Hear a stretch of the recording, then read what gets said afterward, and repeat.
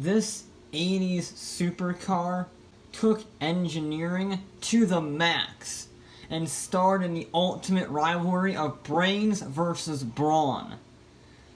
The Porsche 959.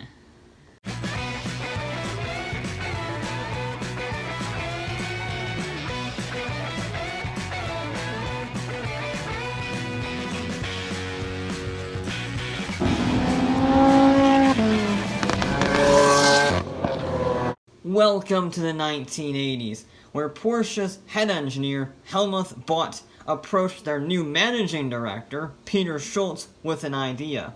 We make a new Halo car that would serve as the launch point for an evolution of the 911. While we were doing this, we can also start experimenting with some new all-wheel drive systems that Audi had just made mainstream. Schultz wasn't very convinced in the project, until Bott said that he would use the new WRC Group B to serve as a testing ground for their new Halo car. And that was enough to get the green light for design, although the design did not start off in the forest. It just started off in France, at LeMans. You see, Porsche would go on to win 7 Le Mans in a row with the 956 and the 962. And while they were developing this new Halo car, they thought, why don't we just use that engine for our Halo car? I mean, it secured 9 out of the 10 top 10 spots in 1986 at Le Mans. So it should be pretty darn good. So that's exactly what they did. They took a 24-valve, 2.9-liter flat six, based off of the engine from the 956, bolted 2 turbochargers onto it, slightly tweaked it to actually be usable on the road, and made 444 horsepower and 370 foot-pounds of torque, which is ridiculous for the early 80s. And what's even better is it had a smooth power curve, unlike the single-turbo 911, which meant that power delivery was much more smooth and not, lethal. They then mated this to a 6-speed manual gearbox, a first in a supercar, I will add. Only that 6th gear wasn't for fuel economy, it was for off-roading, that's right. Because they used that Porsche Stewart Kupplung PSK all-wheel drive system with a crawler gear so it can go off-road, because rally car. And in fact, that PSK all-wheel drive system could automatically adjust the power split across the axles depending on road surface. There were even gauges on the dashboard showing the power split across the axles. And this is in 1984 this was being developed, and this was just a tip of a technological iceberg. Kevlar body panels, Nomex floor, built-in tire pressure monitoring systems, run-flat tires, and active suspension that could raise and lower itself by an inch either direction. And all of this was managed by 8 onboard computers. Now that seems like pitiful by today's standards, but in the 80s, that was the highest of techs. That also meant it was incredibly heavy for a sports car, 3,500 pounds, and more importantly, it was expensive. The car cost over 200 grand in the 80s, and Porsche lost that amount of money on every car they sold. It was incredibly expensive to develop, and it was even more expensive to sell. Only 292 of these things were ever sold after 6 years of development. Now that being said, they did scavenge their parts bin in 1993 and managed to find enough parts to build 8 more, completing the even 300, which were even more expensive at 400 grand a piece, but you did get a lot of car for that lot of money. 0 to 60, 3.6 seconds, standing quarter mile in under 12, and a top speed of 198 miles an hour, making it the fastest car in the world when it came out in 1986, putting it in direct competition with the bare bones thrill of a V8 Ferrari F40. And it finally came to a head in 1988 at the AMS shootout at the Nardo Ring. The two cars, among others, faced down in a top-speed showdown around the ring. Porsche couldn't just let the 1 mile an hour top speed of the Ferrari F40 get the better of them, so they arrived with a new monster called the 959S. It was basically the same great car, but with upgraded turbos making 508 horsepower. That boosted the top speed from 198 to 211, aka 12 miles an hour faster than that puny Ferrari. Although it was a hollow victory because the roof CTR Yellowbird, which was based off of 911, demolished the entire competition at 217 miles an hour. There was one place, though, where the 959 did demolish all competition. Motorsports.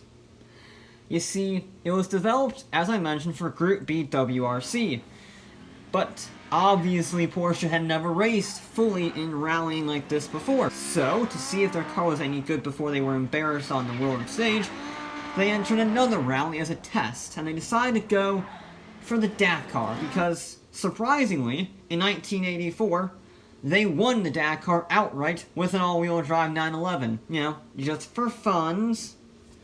And 1985 with the new 959 didn't work out so well. They didn't finish highly. Most of them didn't finish at all. But the 959 was not deterred, and despite being the world's fastest production car when they entered the rally in 1986, they won the whole thing with a 1-2 finish. It was so good that even their backup support vehicles finished the rally. Every single vehicle in the Porsche lineup finished that year. That is not an easy feat. And Porsche had the confidence now to go to the WRC. Except for the fact that, Group B was cancelled right as they won the Dakar. So, that's disappointing, but, you know, it won Dakar, that's no small feat. But now they have this incredible race car, rally car, and nowhere to race it. So they went to their second home at LeMans, and the rebadged 961 won its class first try in 86, with its big brother the 962 winning the whole thing. And this makes the Porsche 959 quite possibly the most successful and diverse supercar of all time. It's like Ford taking the GT from Le Mans and entering in the Baja 1000 and then winning the whole thing. It just doesn't happen anymore. And this was not the only place that it changed the world. Well, when I say the world, I mean America, obviously. You see, Bill Gates loved the 959 when he heard about it, so much so that he bought it. There was a problem, though. In order to get maximum amounts of power, Porsche sort of ignored all of those pesky California emission regulations, which means that it wasn't legal here, but Gates wanted one anyway. So he shipped it over here, only to get it pounded in customs and stored in a warehouse. But Gates did not give up. He gathered a group of other super rich auto enthusiasts who lobbied Congress to pass the show and display law in 1999 that permitted any car, regardless of EPA rating or safety rating, to be imported to the US, provided it was sold in limited quantities and significant in some way. The show and display laws are still being used today to import things like the Mercedes McLaren SLR Sterling Moss, the Nissan GTR, and even the very last air-cooled 911, which is owned by Jerry Seinfeld. Fun fact. How do you follow up one of the greatest rally cars slash Le Mans cars slash supercars ever made? Well, many say the successor was the Carrera GT, and that makes a lot of sense. It has an F1-inspired engine, and it's a mid-engine supercar by Porsche. But I disagree, because the whole emphasis of the 959 was being so much more technologically advanced than any other manufacturer in history. But the naturally aspirated V10 delivered a much more raw feel than the tech-savvy 959, which is why I would say the successor is the 918. This was also rooted in motorsport, this one being the Porsche RS Spider prototype racers. And the hybrid batteries were inspired by the 3-time Le Mans champion, the Porsche 919.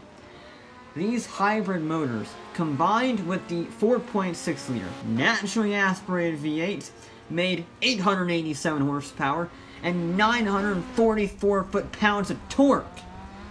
Combine that with the all-wheel drive system, you get a 0 to 60 of 2.1 seconds. The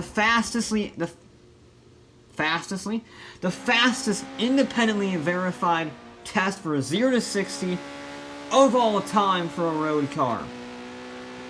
Oh, and it could do 214 miles an hour while having a hybrid mode that can get 94 mpg. It can get twice the mpg as a Prius, while going twice as fast. That's absurd, and it's not just the straight line speed or the fuel economy this vehicle is a top trump at. It has all-wheel steering, active aero, and it was incredibly light, made out of a carbon fiber monocoque so sturdy it didn't even need a roll cage. This thing lapped the Nürburgring in 6 minutes and 57 seconds, which was not only the first road car to break the 7-minute barrier, it would also set a lap record that would stand for 3 years. And just like the 959 that came before it, it was sold in limited quantities, although it did make a profit this time, dropped the mic, and retired the champion. And as of right now, Porsche has no current plans to make a successor to the 919, at least not that they're telling us anyway. Although, they are entering Formula E, and considering the new Le Mans hypercar regulations are coming up next year, maybe the time might be right for a new hybrid hypercar.